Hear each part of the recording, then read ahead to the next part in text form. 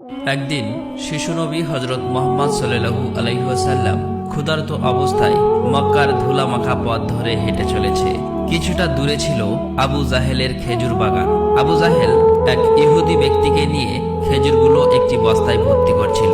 শিশু নবী মোহাম্মদ সাল্লাল্লাহু আলাইহি ওয়াসাল্লাম তখন ক্ষুধার্ত ছিল, তাই ক্ষুধা নিবারণের জন্য দুটি খেজুরের আশায় আবু জাহেলের খেজুর বাগানের দিকে যেতে লাগলো।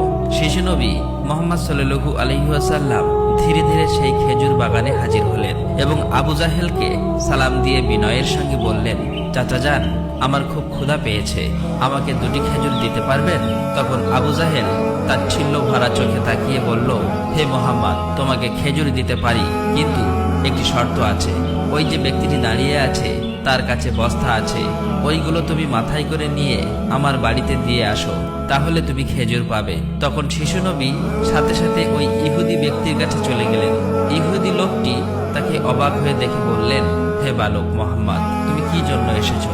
শিশু নবী মোহাম্মদ সাল্লাল্লাহু আলাইহি ওয়াসাল্লাম বললেন, আমি এই বস্তা মাথায় করে নিয়ে যাব। ইহুদি ব্যক্তিটি বললেন, এই ছোট্ট বয়সে তুমি কি এই বস্তায় নিয়ে যেতে পারবে? শিশু নবী বললেন, নিশ্চয়ই পারবো। অতঃপর শিশু মোহাম্মদ সাল্লাল্লাহু আলাইহি ওয়াসাল্লাম ধুলিমাখা শরীরে মাথায় বিশাল বস্তা নিয়ে হেঁটে চললেন।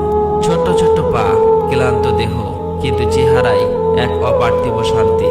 এবং তার পিছু চলেছে আবু জাহেল এবং সেই ইহুদি ব্যক্তি। কিছুক্ষণ পর সেই বস্তা আবু জাহেলের বাড়ির সামনে এসে রাখলেন। তখন ইহুদি ব্যক্তি এই বস্তা নিয়ে বাড়ির ভিতরের কোণে রেখে দিলেন। তারপর শিশু নবী হযরত মুহাম্মদ সাল্লাল্লাহু আলাইহি ওয়াসাল্লাম বললেন, চাচা যান, আমাকে খেজুর দেবেন না? তখন আবু জাহেল মাত্র একটি খেজুর দিলেন। তখন শিশু নবী হযরত মুহাম্মদ সাল্লাল্লাহু আলাইহি ওয়াসাল্লাম বললেন, চাচা যান, আরেকটি খেজুর দেবেন না? এই নির্দোষ চাওয়ায় যেন আবু জাহেলের আগুনে ঘি ঢেলে দিল। সে রেগে গিয়ে হঠাৎ করে একটি প্রচন্ড থাপ্পড় মারল শিশু মুহাম্মদ সাল্লাল্লাহু আলাইহি ওয়াসাল্লামের গালে। সঙ্গে সঙ্গে সূর্য যেন হঠাৎ ডুবে গেল, আকাশ কেঁদে উঠল, বাতাস স্তব্ধ হয়ে গেল, পাহাড় পর্বত যেন অশ্রু ঝরালো। যে একটি নিষ্পাপ শিশুর উপর এমন অন্যায়! নিষ্ঠুর আবু জাহেল হাসতে হাসতে ঘরে প্রবেশ করলো। ঠিক তখনই ঘটল এক অলৌকিক ঘটনা। খেজুর ভর্তি বস্তার মুখ খুলতেই আবু জাহেল হতবাক হয়ে গেলেন।